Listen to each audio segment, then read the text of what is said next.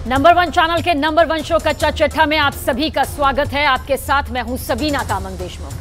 कच्चा चिट्ठा में बात उस खबर की जिसमें इजरायल को बड़ा झटका लग सकता है। 1.5 महीने से चल रहे महायुद्ध में अब वो हुआ है जिसका हमास बेसब्री से इंतजार कर रहा था। इजरायल और हमास 4 दिन के सीज फायर पर राजी हो चुके हैं।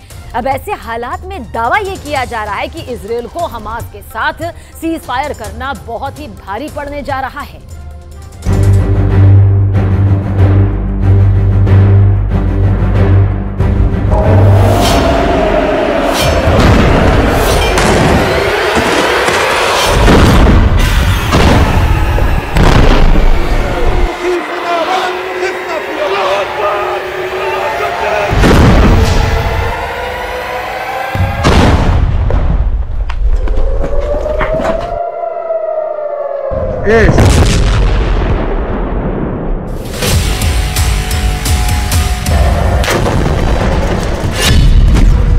गाजा युद्ध में पहली बार जीता हमास।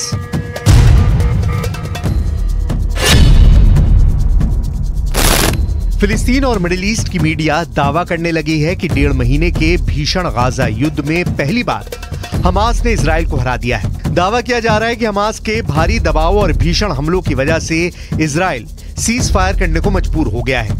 4 दिन का ये युद्ध विराम ऐसे वक्त हो रहा है जब इजरायली सेना उत्तरी गाजा में जीत के दावे कर रही है, जबकि दक्षिणी गाजा में ताबड़तोड़ इजरायली हमले हो रहे हैं।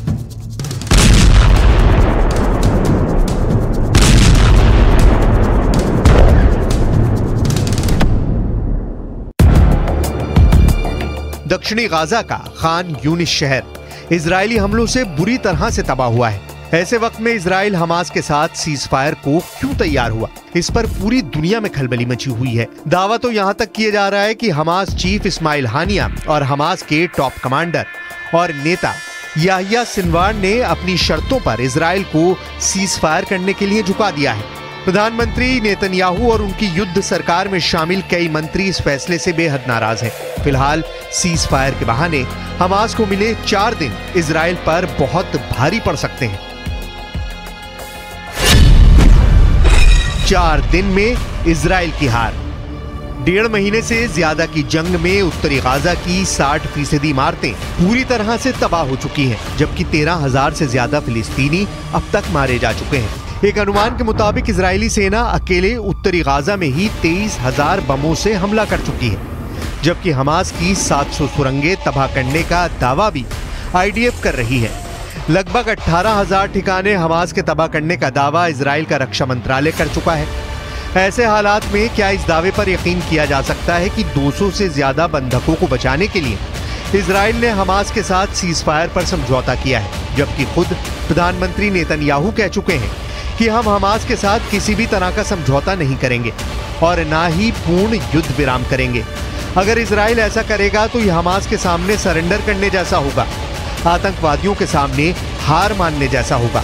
तो फिर इजराइल हमास के साथ 4 दिन के सीज फायर पर तैयार क्यों हुआ है? जरा इस पेचीदा पहली को भी समझ लीजिए और इजराइल की चाल को भी समझ लीजिए। इजराइल के प्रधानमंत्री बेंयामिन नेतन्याहू ने ऐलान कर दिया है कि भले ही दुनिया भर की मीडिया सीज फायर पर बढ़-चढ़ कर दावे करे, लेकिन ये बिल्कुल साफ है कि युद्ध नहीं रुकेगा, हमले नहीं रुकेंगे। सीज फायर का मतलब युद्ध रोकना नहीं है, बल्कि बंधकों की रिहाई के लिए एक रास्ता निकालना भर है। इधर कुछ मीडिया रिपोर्ट्स में दावा किया गया है कि इजराइल ने बेहद चालाकी से 4 दिन का वक्त सीज फायर के नाम पर ले लिया है, क्योंकि उत्तरी गाजा के बीचों बीच हमास के लड़ाके इजरायली सेना के टैंकों और पैदल सेना पर भीषण हमले कर रहे हैं। इजरायली सेना समझ नहीं पा रही है कि आखिर हमास इजराइल के इतने भीषण हमलों के बावजूद इजरायली सेना पर हमले कैसे कर रहा है। कुछ रिपोर्ट्स के मुताबिक इजरायली सेना उत्तरी गाजा में फिलिस्तीनी आतंकवादी समूह अल कुद्स ब्रिगेड को पूरी तरह से खत्म करना चाहती है, क्योंकि अल कुद्स ब्रिगेड ने उत्तरी गाजा में इजरायली टैंकों को तबाह करके रख दिया है। अल कुद्स ब्रिगेड इजराइल के 50 से ज्यादा टैंकों को तबाह करने का दावा कर रही है। अभी तक गाजा युद्ध में इजराइल के 70 से ज्यादा सैनिक मारे जा चुके हैं, जिनमें कई कमांडर लेवल के अफसर हैं। अल कुद्स ब्रिगेड के लड़ाके आईडीएफ टैंकों पर बेधड़क रॉकेट लॉन्चर से हमले कर रहे हैं।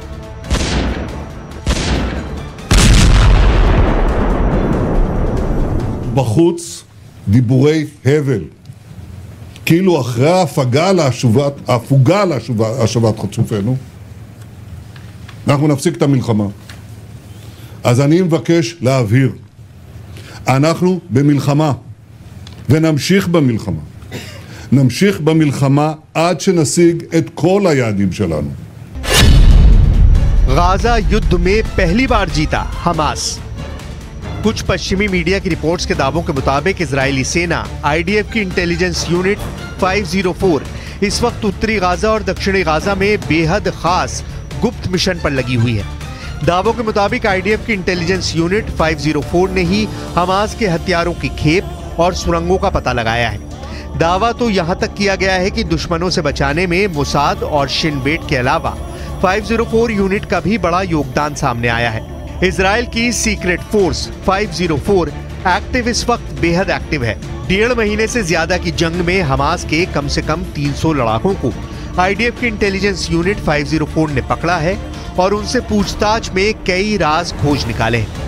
इंटेलिजेंस यूनिट 504 ने हमास लड़ाकों से गाजा में उनके ठिकाने, अस्पतालों में कमांड सेंटर से लेकर हमास की अगली रणनीति तक का पता लगा लिया है, जिसके बाद से इजराइल ने हमास के साथ सीज फायर का फैसला लिया है ताकि हमास के लड़ाकों से मिली बेहद खास जानकारी के आधार पर इजराइल नए सिरे से उत्तरी और दक्षिणी गाजा में प्रचंड हमले कर सके।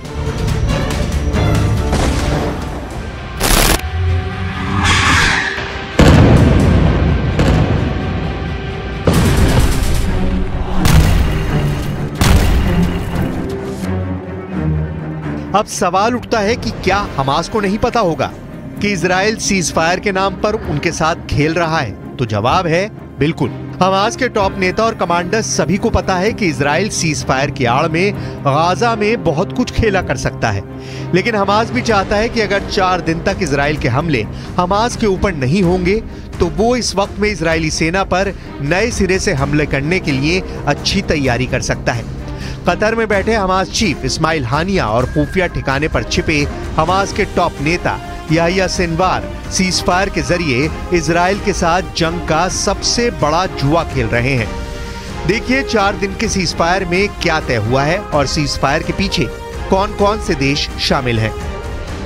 हमास और इजराइल के बीच सीज फायर डील को मंजूरी मिल चुकी है।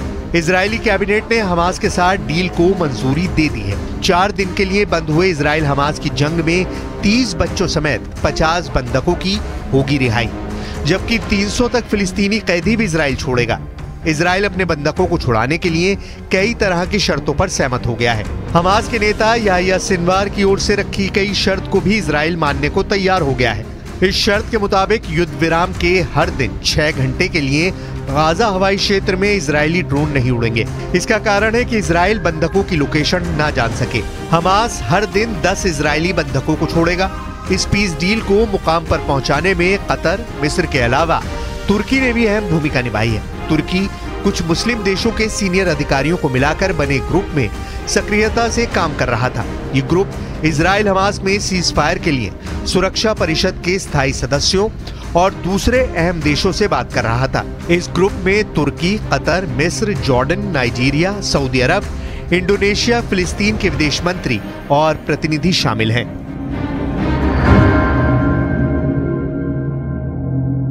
Hamas have a dubious record with regard to holding fire in the past. They've utilized these types of pauses in the past to conduct more killing and abduction. So we need to be very strong in our defensive position. Cease fire नहीं, ये surrender है। ونقول للاحتلال الذي تجاوزت خسائره 180 دبابة وناقلة جند وآلية عسكرية ومئات القتلى والجرحى في صفوف جنوده وضباطه خلال أسبوعين فقط. نحن لازلنا في بداية المعركة ولازلنا في أول الطريق وأول الشوط وإن القادم بإذن الله أكبر وأعظم। इधर Hamas ने cease fire के बीच बहुत बड़ी धमकी दी है। हमास के टॉप कमांडर्स ने साफ कह दिया है कि इजराइल पर हम 7 अक्टूबर जैसे बड़े हमले लगातार करते रहेंगे। हमास वेस्ट बैंक में रह रहे फिलिस्तीनियों को भी इजरायली लोगों पर हमला करने के लिए उकसा रहा है। Middle east media research institute यानी MEMRI के मुताबिक वेस्ट बैंक में मौजूद हमास की स्टूडेंट विंग ने एक वीडियो जारी कर लोगों को 7 अक्टूबर जैसा हमला दोहराने को कहा है। अब ऐसे हालात में देखना होगा कि क्या 4 दिन का सीजफायर इजराइल के लिए नया नासूर साबित होगा या फिर हमास के खिलाफ गेम चेंजर।